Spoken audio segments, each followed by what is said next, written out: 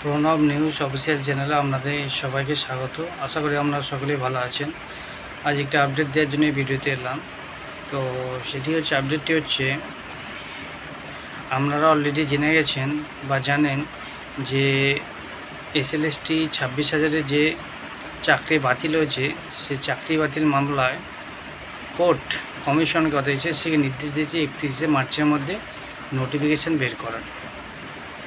তো যা শুনতে পাচ্ছি, নোটিফিকেশান কিন্তু বেরোতে চলেছে 31শে মের আগেই।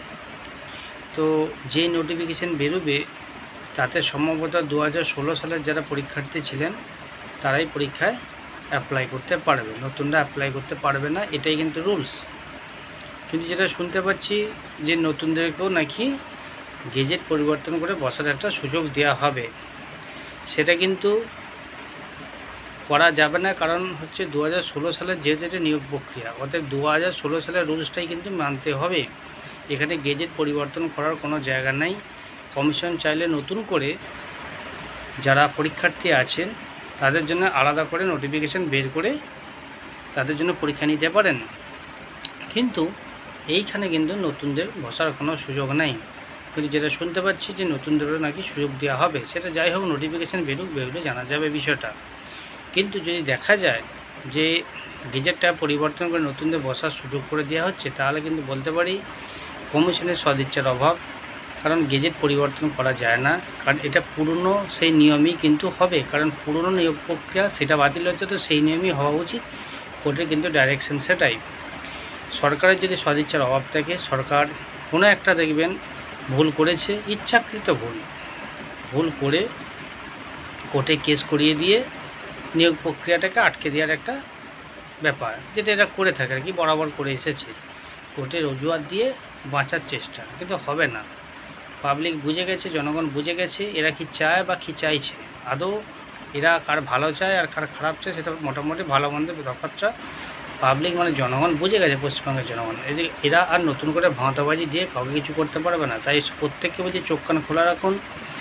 এই যে নিয়োগ নোটিফিকেশান বেরোতে চলেছে, এটা কিন্তু শুধুমাত্র পুরনো যারা ছিল সেই সময় 2016 সালে পরীক্ষার্থী ক্যান্ডিডেট তাদেরই অ্যাপ্লাই করার সুযোগ, নতুনদের এতে অ্যাপ্লাই করা যাবে না। কমিশন যদি নতুন অ্যাপ্লাই করার সুযোগ দেয়, সেক্ষেত্রে কিন্তু আবারও কেস হতে চলেছে। মানে কমিশন হয়তো ইচ্ছাকৃত ভুল করলেও করতে পারে, এদেরকে বিশ্বাস নেই, কেউ বিশ্বাস করে না। হয়তো নিয়োগ প্রক্রিয়াটাকে আটকে দেওয়ার একটা প্রক্রিয়া, মানে এদের প্রক্রিয়া থাকলেও থাকতে পারে। কারণ সবাই জানে এরা কি চায়, এরা আদৌ নিয়োগ চায় না। কারণ অলরেডি আপনারা জানেন যে কোর্ট থেকে, সুপ্রিম কোর্ট থেকে ডিএ দেওয়ার কথা বলা হয়েছে। এরা কিভাবে ডিএ দেবে সেই নিয়ে এদের মাথা খারাপ হয়ে যাচ্ছে। কারণ এরা কোনো দিনই কোনো কিছুর পক্ষে নয়, কারণ ডিএ একটা মৌলিক অধিকার, সাংবিধানিক অধিকার, সেটাও এরা দীর্ঘদিন ধরে আটকে রেখেছে। আর সরকারি শূন্যপদ যে লক্ষ লক্ষ ভ্যাকেন্সি পড়ে আছে বিভিন্ন দপ্তরে, সেটারে নিয়োগ করবে না, ভাতা মাতা দিয়ে মোটামুটি চালিয়ে দিতে চাইছে। যাই হোক, যা করছে করুক।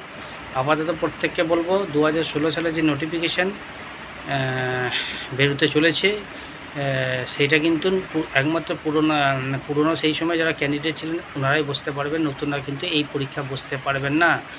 এতে নতুনরা রাগ করার কোনো কারণ নেই, চিন্তা করার কোনো কারণ নেই। যেটা শুনতে পেয়েছি, আপনাদের জন্য হয়তো নতুন করে আরেকটা নোটিফিকেশান আসতে চলেছে, যেটাতে আপনারা বুঝতে পারবেন। কিন্তু এইটাই যদি বসতে দেয়, সেক্ষেত্রে কিন্তু আপনারাই সমস্যায় পড়বেন। তার কারণ পুরনো নিয়মে কখনোই নতুনরা বসতে পারে না, গেজেট পরিবর্তন করা যায় না। কারণ 2016 সালের এটা নিয়োগ প্রক্রিয়া, এটা কোনো নতুন পরীক্ষা কিন্তু নয়, এটা বুঝতে হবে। তাই প্রত্যেকে বলছি, সরকারের যদি সদিচ্ছা না থাকে, কমিশনের যদি সদিচ্ছা না থাকে, ওরা ইচ্ছাকৃত একটা ভুল করে কোর্টে কেস করিয়ে দিয়ে মোটামুটি বিষয়টাকে আটকে রাখলেও রাখতে পারে। এদেরকে বিশ্বাস কিছুই নাই। তবুও আমাদের ওয়েট করতে হবে নোটিফিকেশানের জন্য। কি নোটিফিকেশান আসছে সেটা আপাতত আপনারা দেখুন, তারপরে বাকি কথা হবে। ধন্যবাদ।